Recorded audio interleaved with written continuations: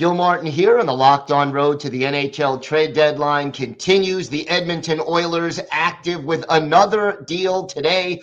They get Mattias Ekholm and a sixth-round pick from the Nashville Predators.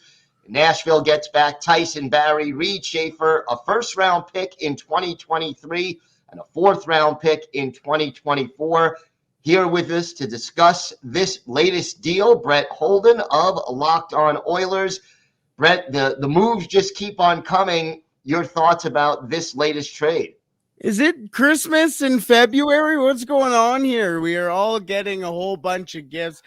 Busy day, obviously. This is a good deal for the Edmonton Oilers. Now, a shocking return a little bit when it comes to Tyson Barrie, but the money makes sense. Ken Holland has been very vocal over the last couple of weeks that it's going to have to be money in, money out. And Tyson Barrie is an unfortunate casualty to that. I think he's been a fantastic piece for the Edmonton Oilers and has been a great quarterback on the power play for the Edmonton Oilers. Now, this obviously pushes Evan Bouchard to that position even more. So that shows a bit of a vote of confidence there. But what that also means is that the Edmonton Oilers are moving out an offensive piece for an obvious defensive piece and what some people call one of the top shutdown defensemen in the NHL. So the fact that the Edmonton Oilers are able to do this and get a obvious need, especially when you see the fact the Oilers allow 3 goals to the best team in the NHL against the Boston Bruins just last night,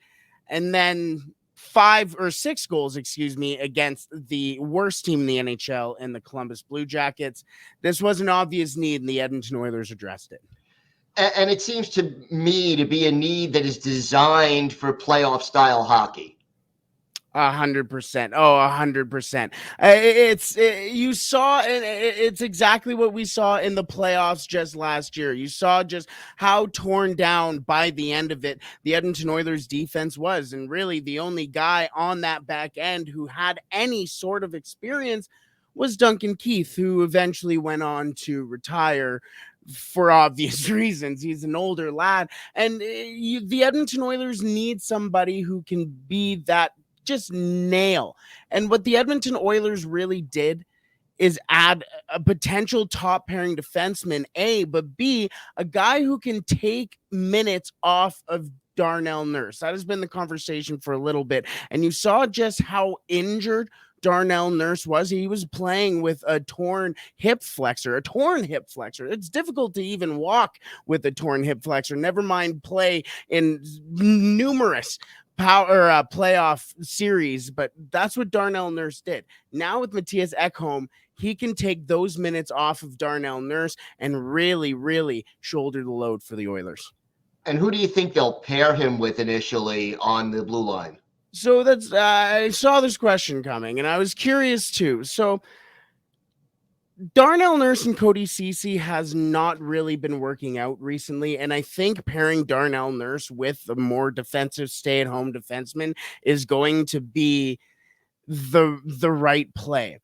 I think Mattias Ekholm gets inserted as your top pairing defenseman next to Darnell Nurse. And I think that for the fact that you trade, again, it's difficult giving up Reed Schaefer, I'm sure, and a first round pick. But the fact that you're getting a bona fide top pairing defenseman, it makes it a little easier to swallow.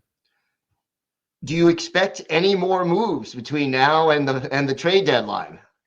I do. I expect the Oilers to add another forward. I thought the Oilers might have tried to get 2 birds with 1 stone here and maybe pick up a Colton Sissons. That wasn't the case. I'm interested to see them add maybe a depth forward. I'm also interested to see if maybe they add another offensive piece to the defensive core with Barrie going. I know that would just be more sweetening the pot than anything. I know Vinny Desharnais has really made the Edmonton Oilers perspective on what they want to do with the back end change, but I would be interested to see if they might look to maybe just add one more puck moving defenseman, maybe in the second or third pairing tier. All right, well, we'll see what happens. Be sure to check out Locked On Oilers for more on this and other moves by the Edmonton Oilers. and keep it dialed into Locked On NHL all along the road to the NHL trade deadline. This is the Locked On Podcast Network, your team every day.